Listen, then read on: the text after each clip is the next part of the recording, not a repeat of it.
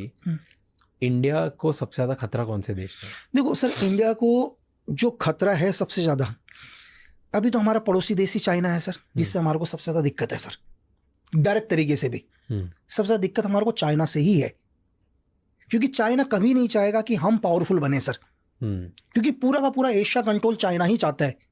ये आप अभी से मत देखो, अगर आप 1955 के अंदर देखो तो आप ज़ियाओ लाई जो चाइना के उस टाइम प्रीमियम थे, हमने एक बांडुंग कॉन्फ्रेंस करी उस टाइम, अगर आपको पता हो, एक बांडुंग कॉन्फ्रेंस हुई थी। एक्चुअली क्या होता है, जब सेकेंड वर्ल्ड वॉर के बाद, जब सेकेंड वर्ल्ड वॉर खत्म हुआ 1945 के बाद, हम लोग 47 में हम फ्रीडम हुए, 49 में चाइना हुआ, और उस टाइम दुनिया में दो ही सुपर पावर देश थे सर, एक यूएसएसआर था और दूसरा अमेरिका था। ये दोनों पावरफुल बन रहे थे। अब ये दोनों पावरफुल बन रहे थे, दोनों पावरफुल बनने के लिए हम लोग भी चाहते थे यार हमारी भी अर्थव्यवस्था सही हो। उसके लिए सबसे पावरफुल लीडर नेहरू जी, अपने ज़ियाओ लाई जिनको ब्रेन ऑफ चाइना कहा जाता है सर, दोनों ने डिसाइड किया कि यार हम क्यों ना एक बांडुंग कॉन्फ्रेंस करें और इसमें सारे यूरोप और एशिया के देशों को बुलाएं कि हमको भी आगे बढ़ने का अधिकार है। तो चाइना बिल्कुल, ये 1955 से देखो आप कि चाइना बिल्कुल ठीक है, कंधे से कंधा मिलाकर चल रहा है, ठीक है। और तभी 11 अप्रैल 1955 को सुबह 11 बजे एक इंसिडेंट हो जाता है कि जिस प्लेन के अंदर ज़ियाओ लाई जा रहे थे, वो प्लेन हमारा था, इंडियन एयरलाइंस का प्लेन था, इसका निकनेम कश्मीर प्रिंसेस था। वो प्लेन इन्हें हांगकांग से लेकर जकार्ता लेके जाना था, ठीक है। क्रू मेंबर भी इंडिया का था उसमें 6 के 6, और ज़ियाओ लाई को उस प्लेन में जाना था। और वो प्लेन के अंदर एक्चुअली क्या होता है, धमाका हो जाता है और ब्लास्ट हो जाता है, और ये प्लेन नथुला आइलैंड में जाके गिरता है। जब ये प्लेन नथुला आइलैंड में जाके गिरा, और उस दिन चाइना के प्रधानमंत्री नहीं बैठे इस प्लेन में प्रीमियम आके, उनके अपेंडिक्स का दर्द हो गया था। पूरा वर्ल्ड एक तरफ हो गया सर, पूरी दुनिया ने क्या बोला कि हिंदुस्तान को आप एक टेररिज्म देश घोषित करो, क्योंकि इंडिया क्या करता है, बोलता तो भाईचारा है करके कि मैं भाई हूं करके, और ये चाइना के प्रधानमंत्री को मारने की प्लानिंग करता है करके, ठीक है। आप चाहे केजीपी ले लो, उस टाइम सीआईए ले लो, MI5 ले लो, ठीक है, इसकी पीआरसी ले लो, ताइवान की केएमटी ले लो, ये सब के सब लोग बोलते हैं कि इंडिया एक टेररिज्म देश है, क्योंकि प्लेन भी इसका और क्रू मेंबर भी इसके, तो पूरा प्लेन इसके कंट्रोल में था। प्लेन हमारा बॉम्बे से कलकत्ता गया, कलकत्ता से जकार्ता गया, जकार्ता से हांगकांग गया, सारा क्रू मेंबर हमारा ही था, ठीक है। और प्लेन के अंदर बॉम्ब भी इंडिया ने रखा। क्यों रखा? क्योंकि हिंदुस्तान एशिया में पावरफुल बनना चाहता था, एशिया में पावरफुल बनना चाहता था। क्या करें नेहरू जी, पूरे वर्ल्ड एक तरफ हो गया, तो हमने, अब हमारे पास एक ही चाह रहा था कि हम कैसे भी अपने आप को इनोसेंट प्रूफ करें सर। चाइना ने उसमें भी बोला कि यार, चाइना दो तरफा गेम खेलता है। चाइना नेहरू जी को बोलता है कि नेहरू जी मैं तो आपके साथ हूं करके, है ना, और मुझे लगता है कि ये धमाका आपने, मुझे लगता है कि ये धमाका आपने नहीं किया, लेकिन मेरी एजेंसी बोलती है कि धमाका आप ही ने किया है। वहां के प्रधानमंत्री बोलते हैं कि मुझे रैंडमली लगता है कि आपने नहीं किया, लेकिन मैं गलत भी हो सकता हूं, क्योंकि पूरी दुनिया की एजेंसी बोल रही है और मेरी खुद की एजेंसी बोल रही है कि इस ब्लास्ट के पीछे इंडिया का हाथ है करके। तो बोलता है कि मैं इतना कर सकता हूं आपके लिए कि आप इसको पूरी दुनिया में आपका ही ऑफिसर इसको लीड करे, मैं इतना फेवर कर दूंगा आपको। तो यार नेहरू जी ने बोला यार ये भी बहुत कि मतलब ये केस अब इंटरनेशनल केस है ना, ये जो केस है एक इंटरनेशनल केस है, तो इस केस को जो लीड करे वो आपका ऑफिसर लीड कर ले पूरी दुनिया में, ठीक है। तो यार नेहरू जी ने कहा ये भी बहुत अच्छी बात है सर, आप हमारे को इतना सपोर्ट कर रहे हो और क्या चाहिए, ठीक है।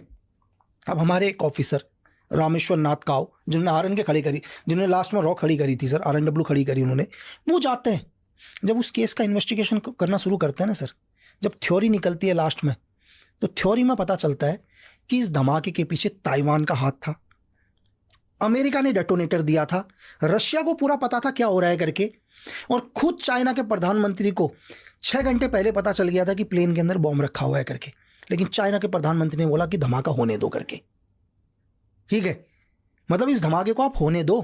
क्यों? क्योंकि ये धमाका होगा तो मैं हिंदुस्तान का तो नाम आएगा ही आएगा, हिंदुस्तान तो बैकफुट में जाएगा ही, मेरा सबसे बड़ा दुश्मन ताइवान वो खत्म हो जाएगा, अमेरिका ने डेटोनेटर दिया, अमेरिका हमेशा के लिए चुप हो जाएगा ताकि मैं आगे वीटो पावर लूंगा, ठीक है। चाइना का गेम, और जब कि चाइना ने क्यों फेवर किया, एक सबसे बड़ा क्वेश्चन ये है कि लोगों ने उस टाइम बोला कि यार चाइना ने ये फेवर क्यों कर दिया कि हिंदुस्तान का एक ऑफिसर इसको लीड करे। उसके पीछे की कहानी सुनो, क्योंकि चाइना को ये लगता था कि दुनिया में सबसे बेवकूफ लोग हिंदुस्तानी है, अगर कोई अमेरिकन CIA का इसको लीड करेगा, KGP का लीड करेगा, MI5 का लीड करेगा तो खोल देगा। लगा हिंदुस्तान का तो सारे बेवकूफ है, जैसा चाहूंगा वैसा घुमाऊंगा फुटबॉल की तरह, तो मदद भी इसलिए करी ताकि कभी केस ना खुले करके। तो ये उस टाइम का चाइना है सर। ये कैसे पता आपको? ये बहुत ओपन है। नहीं नहीं, ओपन नहीं है, कि पता है मेरे को पूरी इसकी थ्योरी सर। क्या बात है। तो अब 1955 से है, सोच लो आप। और वो एक ऐसा इंसिडेंट था जिस इंसिडेंट से सर अमेरिका को ताइवान के साथ अपना समझौता तोड़ना पड़ा सर, और वीटो पावर देना पड़ा आगे चाइना को। एक इंसिडेंट, क्योंकि डेटोनेटर अमेरिका का था सर, उस बॉम्ब में यूज किया हुआ डेटोनेटर अमेरिका का था। सिर्फ वो अमेरिका ने सिर्फ एक ही क्वेश्चन बोला उस टाइम, जब चाइना ने अमेरिका के ऊपर भी ब्लेम किया कि ये बॉम्ब तुमने दिया है। अमेरिका ने बोला नहीं नहीं, बोला कि डेटोनेटर मेरा है, मैं मानता हूं, लेकिन बॉम्ब के अंदर 3 चीजें और हैं, एक्सप्लोजिव लगा हुआ है, पावर सोर्स लगा हुआ है, ठीक है, मैकेनिज्म लगा हुआ है। ये 3 चीज कौन से देश के हैं ये भी तो बताओ। चलो डेटोनेटर तो बोला कि हो सकता है मेरे देश का हो, कोई यहां से लेके गया हो, लेकिन ये ऐसा इंसिडेंट था कि अमेरिका को ताइवान के साथ अपना समझौता तोड़ना पड़ा। और ब्रेन चाइना का देखो ना, कि एक आदमी ने बैठकर इस प्लेन के अंदर आई थिंक 19 लोग थे सर, क्रू मेंबर लगा के, 19 में से 17 ऑन द स्पॉट खत्म हो गए थे। 17 आदमियों की कुर्बानी दी, अपने खुद के लोगों की भी कुर्बानी दी। चाइना के खुद के कम से कम 6 या 7 डेलीगेट चाइना के मारे गए सर। सिर्फ क्यों? क्योंकि दुनिया में पावरफुल बनने के लिए अपने लोग मरवा दिए, अपने पावरफुल लोग मरवा दिए, ताकि वो ये इस चीज को यूज करे, इस चीज को यूज करे। इसके 2 फायदे। पहला फायदा क्या, उसका ताइवान तो खत्म ही हो गया ना सर, ताइवान KMT खत्म करवा दी पूरी की पूरी। उसके बाद कभी चाइना के ज़ाओ लाई के ऊपर कोई अटैक नहीं हुआ। अमेरिका कभी नहीं बोल पाया, क्योंकि अमेरिका ने अगर चाइना के खिलाफ उस टाइम कुछ भी बोलता तो बोला तुमने तो मेरे को मरवाने की प्लानिंग करी। अब अमेरिका को बैकफुट में होना पड़ गया उस एक इंसिडेंट के चक्कर में, ठीक है। फिर उसने सोचा कि हिंदुस्तान को भी मैं करूं करके, कि हिंदुस्तान भी एक टेररिज्म देश में आ जाएगा। वो तो इंडिया ने अपने आप को इनोसेंट प्रूफ कर दिया सर। तो आप सोच सकते हैं मतलब किस लेवल पर